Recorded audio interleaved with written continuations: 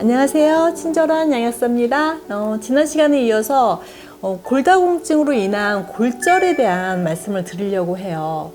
우리가 골절되는 경우는 굉장히 많잖아요. 아이들도 골절이 잘 되고요. 또 노인성으로 연세가 드신 분들이 가장 우려하는 게 미끄러운 바닥에서 넘어지신다거나 잠깐 낮은 산 등산하면서도 실족으로 또 골절되는 경우들이 많거든요. 저희 어머니 같은 경우도 예전에 골절을 한번 있었는데 사실 굉장히 좀 꽤 오래 갔던 것 같아요. 그리고 삶의 질이 매우 나빠졌던 거를 저도 보면서 골절에 대한 위험도가 어느 정도인지 그거를 쉽게 생각해서는 안 된다는 말씀을 오늘 좀 드리려고 합니다.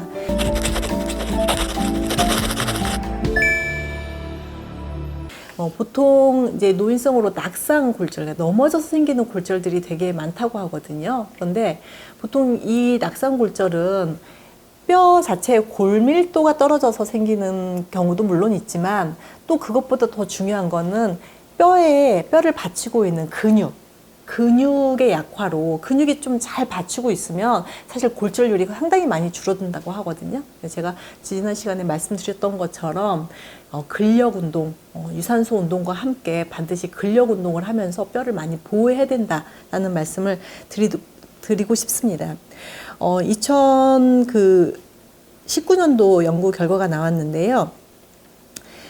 골절에 대한 사망률에 대해서 발표를 했어요. 그런데 이거 골절로 사망할 수가 있나 생각이 들 정도로 저도 좀 이 결과를 보고 좀 놀랐는데요.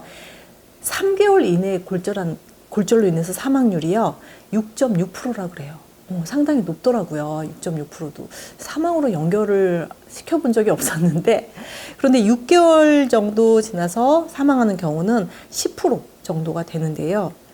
1년 이내에 골절로 인한 사망률이 15.6%더라고요. 그거는 사실 암 사망률보다 높은 수치거든요.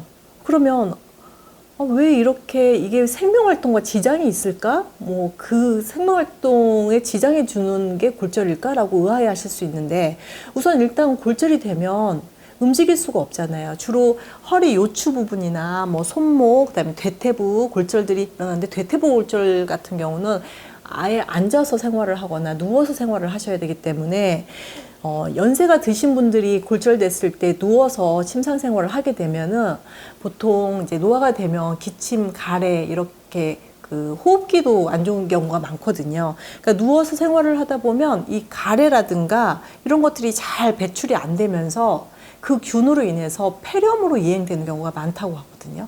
그래서 골절의 문제가 아니라 2차적으로 질병이 이행되면서 사망률까지 가는 거를 알 수가 있었어요. 그래서 골절이 그렇게 간단하게 생각할 문제는 아니구나라고 생각을 했었는데, 제가 한 1년 전쯤에요.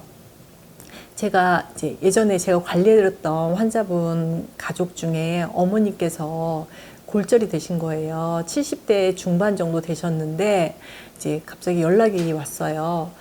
저희 어머니가 골절이 됐는데 지금 6개월이 넘었는데 뼈가 붙을 생각이 전혀 안 난다. 다리에 골절이거든요. 그래서 주기적으로 계속 검사를 하는데 뼈가 아예 붙지를 않는 거예요. 그러니까 아이들하고는 좀 다른 것 같아요. 노인성 골절은.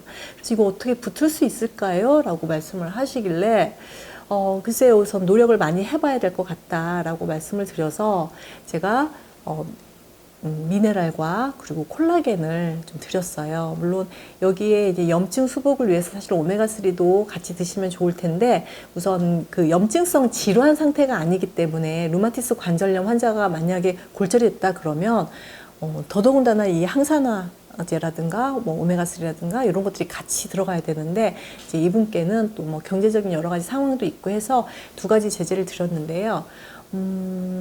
한 6개월 정도 관리했던 것 같아요. 그런데 6개월 정도에 뼈가 이제 붓기 시작했다라고 말씀을 하시더라고요.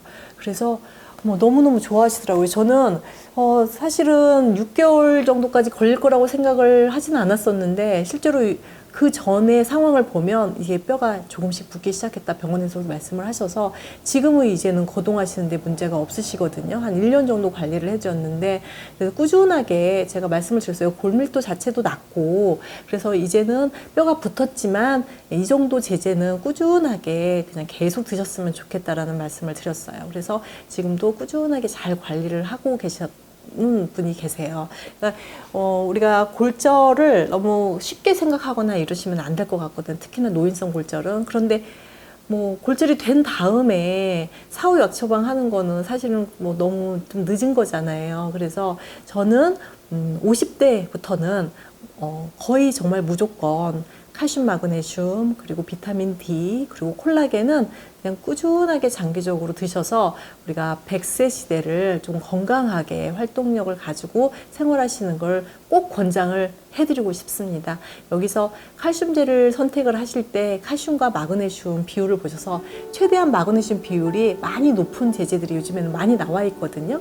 그렇게 꾸준하게 관리하시면 골절로 인한 그렇게 삶을 뭐 사망에까지 이루는 그런 상황들은 미연에 방지할 수 있지 않을까 해서 오늘 골절에 대한 말씀을 드렸습니다. 오늘 영상 도움이 되셨기를 바라면서 여기서 마치도록 하겠습니다. 고맙습니다.